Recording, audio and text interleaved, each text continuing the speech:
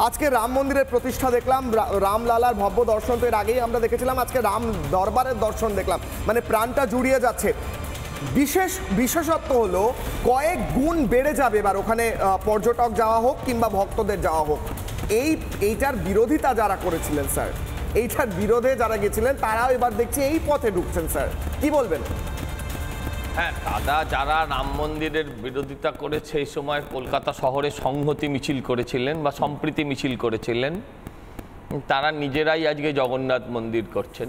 মন্দির বলুন বা ট্রাস্ট বলুন, কিন্তু দুর্ভাগ্যের বিষয় হচ্ছে সেটা মানুষের পয়সায় করছে।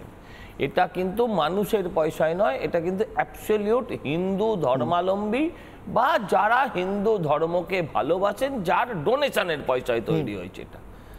এই আপনাদের কথা হচ্ছে যে অর্থনীতিকে চাঙ্গা করবে। আমরা বলতাম যে ফাইন্যান্সিয়াল ক্যাপিটাল ভারতবর্ষের, আমরা তাকে বলতাম মহারাষ্ট্রকে। হ্যাঁ, এখানে আরো অনেকে আছেন যারা এই সব নিয়ে কালচার করেন, তারা আমার থেকে আশা করি ভালো বলতে পারবেন।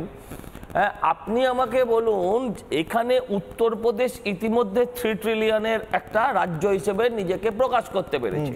আমার মনে হয় মহারাষ্ট্র থেকেও সেই অর্থনীতির উত্থানের দিক থেকে অনেকটা পিছিয়ে আছে, অনেক মানে এগিয়ে গেছে অনেকটা, যেখানে মহারাষ্ট্র পিছিয়ে পড়েছে। শুধু মন্দির বা এটা নয়, আপনাকে যেমন টাটাকে যখন ন্যানোকে সরিয়ে দেওয়া হলো, ন্যানোকে সরিয়ে দেওয়ার সঙ্গে সঙ্গে তার আশেপাশের জমির দাম কমে গেল। আপনাকে মনে রাখতে হবে অ্যানজিলারি, এই যে টাটাকে কেন্দ্র করে কত অ্যানজিলারি গড়ে উঠতো, সেরকম রাম মন্দিরকে কেন্দ্র করে আপনি ওখানে দেখুন কত মানুষের বিজনেস সেন্টার হয়ে গেছে। দেখুন, মেডিকেল ট্যুরিজম আছে, স্পিরিচুয়াল ট্যুরিজম হলেই বা আপনার আপত্তি কোথায়? যখন রুগী কোথাও অন্য রাজ্যে, আমরা সাউথে যাই, সাউথে রুগী ডাক্তার দেখাতে যাই, 2 দিন ছুটি পেলে আমরা গিয়ে কেউ বালাজি দেখে আসি, কেউ আমরা বিভিন্ন জায়গায় ঘুরে আসি। সেরকম আজকে উত্তরপ্রদেশে গেলে আপনি যদি স্পিরিচুয়াল ট্যুরিজম করেন, তাহলে আপনাদের কারোর তো কত আপত্তি থাকার কথা নয়। অর্থনীতি পাল্টাচ্ছে। আমি আপনাকে বলছি, আমি এরকম টিভিতেই একদিন দেখছিলাম যে কুম্ভের মেলায় একটি ছেলে তার প্রেমিকার কথায় দাঁতন বিক্রি করে সে কত লক্ষ টাকা রোজগার করেছে।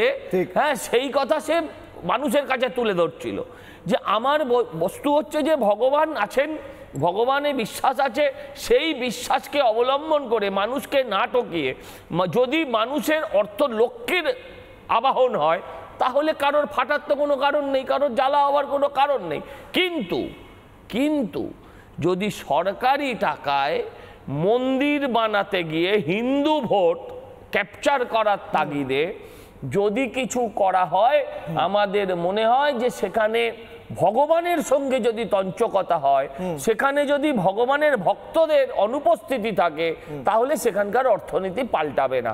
এই জিনিসটাও মাথায় রাখুন। নানা ধরনের কন্টেন্ট দেখার জন্য লাইক করুন, শেয়ার করুন আমাদের ফেসবুক পেজ, সাবস্ক্রাইব করুন আমাদের ইউটিউব চ্যানেল। পাশাপাশি অন্যান্য ব্রেকিং নিউজের জন্য অবশ্যই চোখ রাখুন রিপাবলিক বাংলায়।